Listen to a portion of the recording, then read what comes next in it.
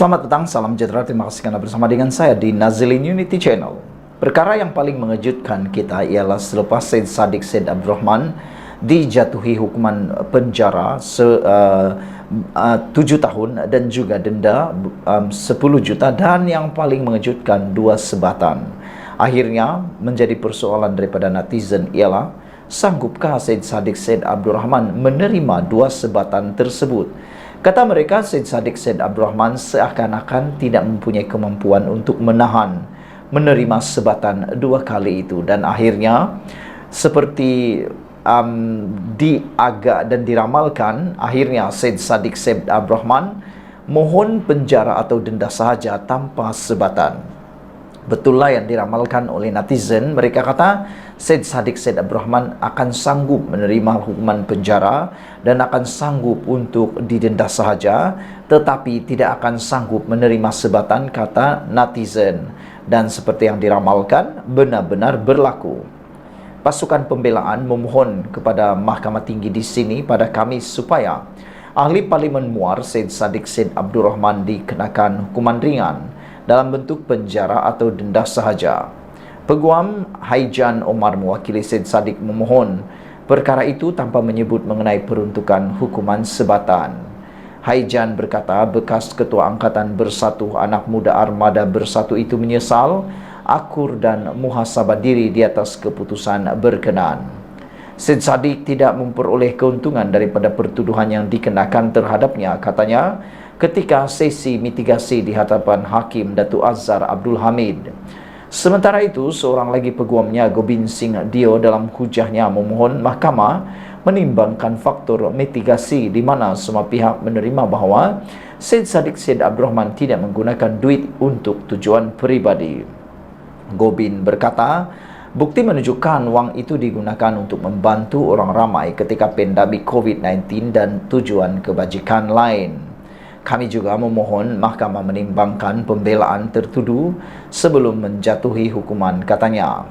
Peguam-peguam itu berkata demikian selepas mahkamah mendapati bekas Ketua Angkatan Bersatu Anak Muda Armada Bersatu itu bersalah atas 4 pertuduhan: bersubahat pecah amanah, salah guna harta dan penggubahan wang haram berkaitan dana Angkatan Bersatu Anak Muda Armada. Mengikut pertuduhan, Syed Saddiq Syed Abdurrahman didakwa bersubahat dengan Rafiq Hakim yang diamanahkan dengan dana berjumlah 1 juta ringgit untuk melakukan pecah amanah dengan menyalahgunakan dana itu. Perbuatan didakwa dilakukan di CIMB Bank Berhad, Menara CIMB KL Central, Jalan Central 2 di sini pada 6 Mac 2020 mengikut Seksyen 406 Kanun Kesesan yang membawa hukuman maksimum penjara 10 tahun dengan sebatan serta boleh dikenakan denda jika sabit kesalahan. Syed Saddiq Syed Abdurrahman didakwa atas 1 pertuduhan menyalahgunakan RM120,000 Malaysia daripada akaun Maybank Islamic Berhad milik Armada Bumi Bersatu Enterprise untuk diri sendiri dan menyebabkan Rafiq Hakim melupuskan wang itu di Malayan Banking Berhad, Jalan Pandan 3/6A, Taman Pandan Jaya di sini pada 8 dan 21 April 2018.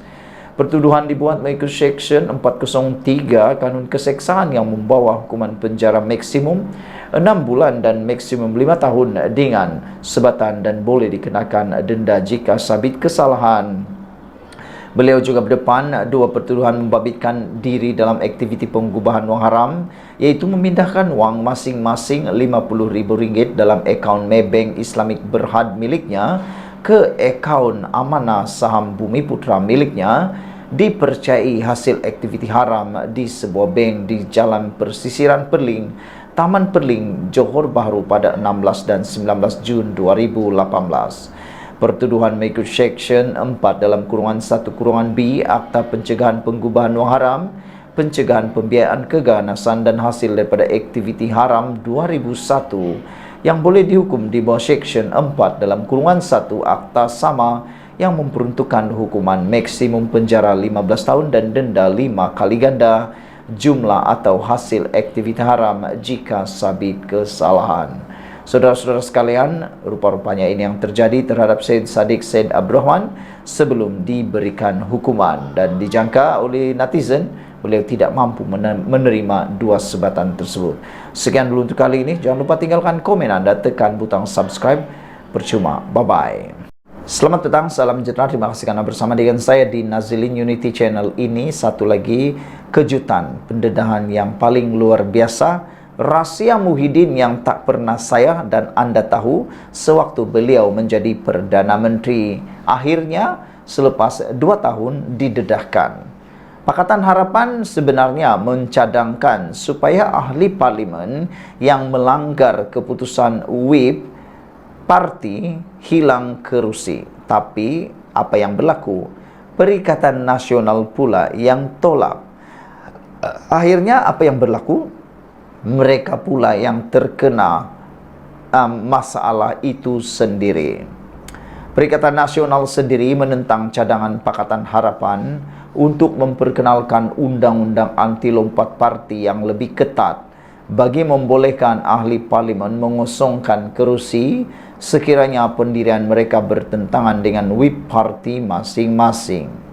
Perkara itu didedahkan Setiausaha Agung PKR Saifuddin Nasruddin Ismail yang menganggotai jawatan kuasa teknikal bagi menggubal akta berkenan bersama 2 lagi wakil Pakatan Harapan, Gobind Singh Dio dan Hanifah Maidin pada tahun 2022. Pendirian PH, tindakan ahli parlimen MP bertindak bertentangan keputusan whip parti di dalam Dewan dalam perkara seperti undian bajet, usul undi tidak percaya dan apa-apa RUU yang memberi kesan kepada kedudukan kerajaan adalah dikira hilang kerusi dan pilihan raya kecil perlu diadakan. Juga ahli parlimen yang dipecat oleh kerana parti melanggar disiplin dan pelabangan parti dikira hilang kerusi. Namun Perikatan Nasional pada masa itu yang diwakili Hamzah Zainuddin dan Taqiyuddin Hasan, Perikatan Nasional tidak setuju dengan cadangan PH di atas. Katanya dalam satu kenyataan hari ini, Saifuddin berkata disebabkan bantahan Perikatan Nasional, Wan Junaidi Tuanku Jaafar selaku pengerusi jawatan kuasa itu hanya mengusulkan cadangan yang mendapat konsensus semua parti akan diterima. Akhirnya keadaan bagaimana yang dikira ahli parlimen hilang kerusi, istihar masuk parti lain. Istihar jadi ahli parlimen bebas. Istihar sokong Perdana Menteri tidak hilang kerusi, kata Saifuddin. Sementara itu, Wan Junaidi memberitahu Sinar Harian bahawa ketika dia mengetuai pasukan khas, dia sudah menyelesaikan sebarang kemungkinan kelompongan menerusi draft asal penggubalan rang undang-undang berkenan. Bagaimanapun katanya, draft asal yang disiapkan pada April 2022 itu ditolak Jemaah Menteri susulan terdapat 4 Menteri Kabinet tidak bersetuju dengan salah satu klausa yang disertakan. Klausa itu menyatakan, kalau seseorang ahli parlimen bertukar sokongan di Dewan Rakyat terhadap blok berlawanan, mereka tetap akan dikira melompat parti walaupun tidak istihar keluar atau dipecat parti. Apabila draft asal ditolak barisan kabinet, saya terpaksa mengadakan semula libat urus dengan semua parti politik dan merombaknya jelasnya. Wan Junaidi berkata dia telah memberi amaran mengenai kelompangan akta itu kepada Jemaah Menteri pada tahun April 2022. Saya sendiri terlibat banyak sesi libat urus bagi membincangkan draft undang-undang ini bersama ahli-ahli parlimen selepas setiap parti. Namun ketika itu whip bersatu tidak menyokong draft asal. Dengan Jemaah Menteri tetap mahukan kelulusan draft rang undang-undang anti lompat parti dicapai secara konsensus, saya tiada pilihan lain. Saya turut akur apabila satu draft baru rang undang-undang berkenan disiapkan Peguam Negara bagi menggantikan draft asal saya. Akhirnya diangkat ke Dewan Rakyat jelasnya. Sejak bulan lalu, 4 ahli parlimen bersatu menyatakan sokongan kepada Anwar Ibrahim bagi mendapatkan peruntukan sebanyak 3 juta ringgit setiap tahun. Semalam Bersatu dilaporkan mendesak agar Akta Anti Lompat Parti dikaji semula susulan tindakan 4 ahli parlimennya. Presiden Bersatu Muhyiddin Yassin berkata kajian itu perlu dibuat kerana akta tersebut ada beberapa kelemahan. Antara komen daripada otak center di dalam Malaysia kini menulis padan muka Bersatu telah tertembak kaki sendiri. Cuma satu untuk dikaji saja, tapi tak payah haraplah boleh dibuat sewenang-wenangnya, begitu kata beliau. Sekian dulu untuk kali ini. Jangan lupa tinggalkan komen anda, tekan butang subscribe. Malaysia kita punya, kita jaga sama-sama cintai Malaysiaku. Bye-bye.